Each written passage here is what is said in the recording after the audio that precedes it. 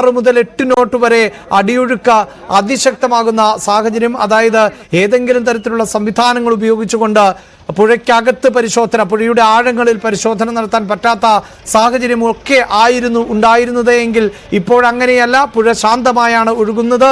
പുഴയിലെ നീരൊഴുക്ക് കുറഞ്ഞു, പുഴയിലെ ഒഴുക്കിൻ്റെ ശക്തി കുറഞ്ഞു, ജലത്തിൻ്റെ അളവ് കുറഞ്ഞു, പുഴയുടെ വീതി കുറഞ്ഞു എന്നത് നമുക്ക് മനസ്സിലാക്കാൻ സാധിക്കുന്നുണ്ട്. അപ്പോഴും കരയിൽ നിന്ന് ഈ മണ്ണിടിച്ചിലുണ്ടായ ഭാഗത്ത് നിന്ന് 65 മീറ്ററോളം ദൂരം മാറി ആണ്, 12 അടിയോളം ഒക്കെ താഴ്ചയിൽ ആണ്, 12 മീറ്ററോളം താഴ്ചയിലൊക്കെയാണ് എന്നതാണ് നമുക്ക് പ്രാഥമികമായി. അത് ഒരു പക്ഷേ ഔദ്യോഗികമായി ഇനിയും കൃത്യമായ വിവരങ്ങളൊക്കെ പുറത്തു വരേണ്ടതുണ്ട്. പക്ഷേ ഡ്രഡ്ജർ എത്തിച്ചുകൊണ്ട്, ഗോവയിൽ നിന്ന് ഡ്രഡ്ജർ എത്തിച്ചുകൊണ്ട് നടത്തുന്ന 3ാം ഘട്ട ദൗത്യത്തിൽ ആണ് അർജുന്റെ വാഹനം കണ്ടെത്താൻ സാധിച്ചത് എന്നതാണ് ഇപ്പോൾ നമുക്ക് ദൃശ്യങ്ങളിൽ കാണാൻ സാധിക്കുന്നുണ്ട്. ഈ ഡ്രഡ്ജർ ഉപയോഗിച്ചുകൊണ്ട് മുകളിലേക്ക് ഉയർത്തിയ ലോറിയുടെ ഭാഗങ്ങൾ കരയിലേക്ക് അടുപ്പിക്കുന്നതിൻ്റെ ദൃശ്യങ്ങൾ കൂടിയാണ് പ്രേക്ഷകർ കണ്ടുകൊണ്ട് ഇരിക്കുന്നത്. എക്സ്കവേറ്ററുകൾ അടക്കം ഉപയോഗിച്ചുകൊണ്ട് നടത്തുന്ന ദൗത്യം ആണ് ദിവസങ്ങളായി ഷിരൂരിൽ നടന്നുകൊണ്ടിരുന്നത്. മണ്ണുമാറ്റി ഏതാണ്ട് അപകട സമയത്ത് പതിച്ച ടൺ കണക്കിന് മണ്ണിൻ്റെ ഏതാണ്ട് 90% നീക്കിയുള്ള പരിശോധന അടക്കം നടത്തിയതിലൂടെയാണ് അർജുന്റെ ലോറി മണ്ണിനടിയിൽ ഇല്ല എന്ന സ്ഥിരീകരണത്തിലേക്ക് എത്തിയത്. അതിനുശേഷം ആയിരുന്നു ഈ ലോറി ഗംഗാവാലിയിൽ തന്നെയാണ് പതിച്ചിട്ടുള്ളത് എന്ന നിഗമനത്തിലേക്ക് എത്തുകയും ചെയ്യുന്നത്. അങ്ങനെ റഡാർ സംവിധാനങ്ങൾ ഉപയോഗിച്ചുകൊണ്ട് നടത്തിയ പരിശോധനയിലായിരുന്നു പുഴയിൽ നിന്ന് ജൂലൈ 23-ന് സിഗ്നലുകൾ ലഭിച്ചത്. ഇതേ തുടർന്ന് നടത്തിയ പരിശോധനകൾ ഏതാണ്ട് 12 കിലോമീറ്റർ അകലെ, പിന്നീട് അതായത് ഈ അപകടമുണ്ടായ പ്രദേശത്ത് നിന്ന് 12 കിലോമീറ്റർ അകലെ മറ്റൊരു സ്ത്രീയുടെ മൃതദേഹം ഈ പരിശോധനയ്ക്കിടെ ലഭിക്കുകയും ചെയ്തു. സന്നി ഹനുമന്ത എന്ന സ്ത്രീയുടെ മൃതദേഹം ആയിരുന്നു അന്ന് ലഭിച്ചത്. ഇങ്ങനെ ഈ ദൗത്യ സംഘത്തിൻ്റെ അല്ലെങ്കിൽ ദൗത്യത്തിനിടയിൽ മറ്റു ലോറിയുടെ ഭാഗങ്ങൾ, അപകടത്തിൽപ്പെട്ട മറ്റുള്ളവരുടെ ശരീരഭാഗങ്ങൾ ഒക്കെ ലഭിക്കുകയും ചെയ്തു. പിന്നീട് കുടുംബാംഗങ്ങൾ കോടതിയെ അടക്കം സമീപിച്ചതിൻ്റെ പശ്ചാത്തലത്തിൽ കൂടിയാണ് ഈ ദൗത്യം ഇത്തരത്തിൽ തുടരുകയും ചെയ്തത്. കോടതിയുടെ ഭാഗത്ത് നിന്ന് ദൗത്യം തുടരണമെന്ന നിർദ്ദേശം ലഭിക്കുന്നു. സംസ്ഥാന സർക്കാർ കർണാടക സർക്കാരുമായി നിരന്തരം ആശയവിനിമയം നടത്തിയിരുന്നു. ഏതു വിധേനയും അർജുനെ കണ്ടെത്തണമെന്ന നിലപാട് സംസ്ഥാന സർക്കാരും ഒക്കെ സ്വീകരിച്ചു. പിന്നീട് ദൗത്യത്തിന്റെ അവസാന ഘട്ടം എന്ന നിലയിലാണ് ഗോവയിൽ നിന്ന് ഡ്രഡ്ജർ എത്തിച്ചത്. ഒരു ഘട്ടത്തിൽ ഡ്രഡ്ജർ എത്തിക്കാൻ പറ്റുന്ന സാഹചര്യമായിരുന്നില്ല. പ്രതികൂലമായ കാലാവസ്ഥ, ഈ രക്ഷാദൗത്യത്തിന്റെ പല ഘട്ടങ്ങളിലും നിർത്താതെ പെയ്ത മഴ വലിയ തോതിലുള്ള തടസ്സം സൃഷ്ടിക്കുകയും ചെയ്തിരുന്നു. പലപ്പോഴായി നേവിയുടെ സംഘങ്ങൾ ഉൾപ്പെടെ മുങ്ങൽ വിദഗ്ധർക്ക് അടക്കം ഗംഗാവാലിയിൽ പരിശോധന നടത്താൻ പറ്റാത്ത സാഹചര്യമൊക്കെയായിരുന്നു.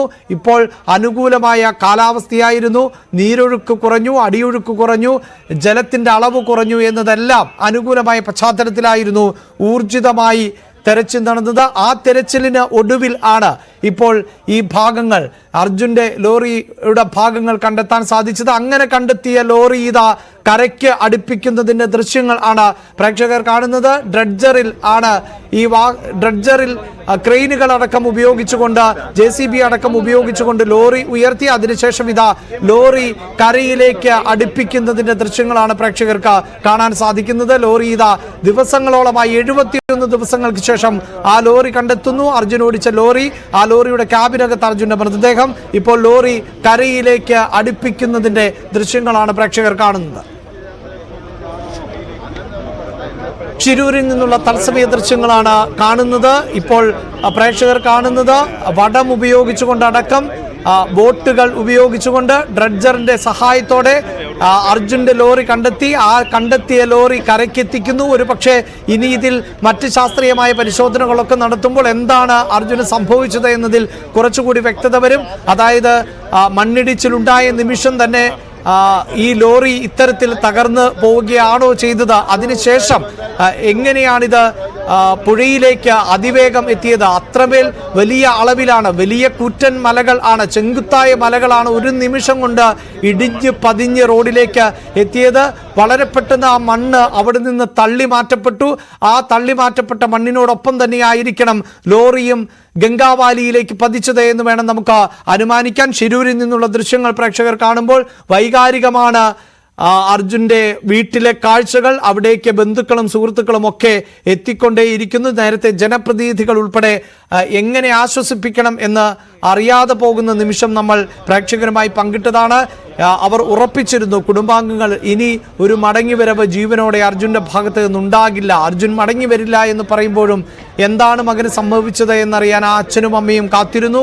ആ സഹോദരിയും ഭാര്യയുമൊക്കെ കാത്തിരുന്നത് അർജുൻ എന്ത് സംഭവിച്ചു എന്നുള്ളതാണ്. തീർച്ചയായും ഈ ദൃശ്യങ്ങൾ അവർക്ക് കാണാൻ പറ്റുന്ന ഒന്നല്ല, അവർക്ക് സഹിക്കാൻ പറ്റുന്ന ഒന്നല്ല. പക്ഷേ നമുക്കറിയാം, മലയാളികൾ ഒന്നടങ്കം അർജുൻ എന്ത് സംഭവിച്ചു എന്ന് കാത്തിരിപ്പിലായിരുന്നു. അതുകൊണ്ട് തന്നെയാണ് കഴിയുന്നത്ര ദൃശ്യങ്ങൾ ഞങ്ങൾ ഒഴിവാക്കുമ്പോൾ പ്രേക്ഷകർക്ക് സംരക്ഷണ യോഗ്യമല്ലാത്ത ദൃശ്യങ്ങൾ ഒഴിവാക്കുമ്പോൾ പോലും പ്രേക്ഷകരിലേക്ക് ഈ ദൃശ്യങ്ങൾ ഞങ്ങൾക്ക് എത്തിക്കേണ്ടി വരുന്നത്. ഇപ്പോൾ MS അനീഷ് കുമാറാണ് അർജുൻ്റെ വീട്ടിൽ നിന്നുള്ളത്. തീർച്ചയായും അനീഷ്, ഈ ദൃശ്യങ്ങൾ അവർക്കൊരിക്കലും താങ്ങാനാകുന്നതല്ല.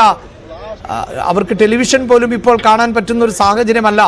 എങ്കിലും പ്രാഥമികമായി ഇത് ആരുടേത് എന്നൊക്കെ സ്ഥിരീകരിക്കാൻ അവരുടെ അകന്ന ബന്ധുക്കൾക്കോ സുഹൃത്തുക്കൾക്കോ അയൽവാസികൾക്കോ എങ്കിലുമൊക്കെ സാധിക്കേണ്ടതുണ്ട്. കാരണം ഈ യാഥാർത്ഥ്യത്തെ നമുക്ക് ഉൾക്കൊള്ളാതെ മുന്നോട്ട് പോകാൻ പറ്റില്ലല്ലോ.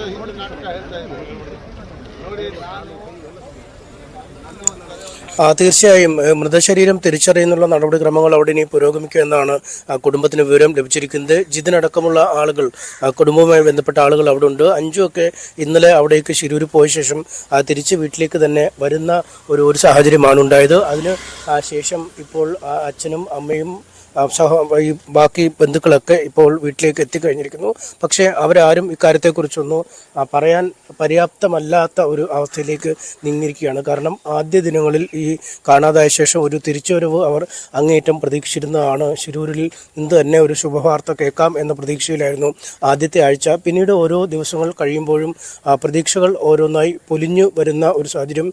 പിന്നീട് ഏതാണ്ട് ജീവനോടുകൂടി തിരിച്ചു കിട്ടുമോ എന്നത് ഉറപ്പില്ലാത്തൊരവസ്ഥയിലേക്ക് കാര്യങ്ങൾ നീങ്ങുകയും ചെയ്തു. അതിനുശേഷമാണ് ഇപ്പോൾ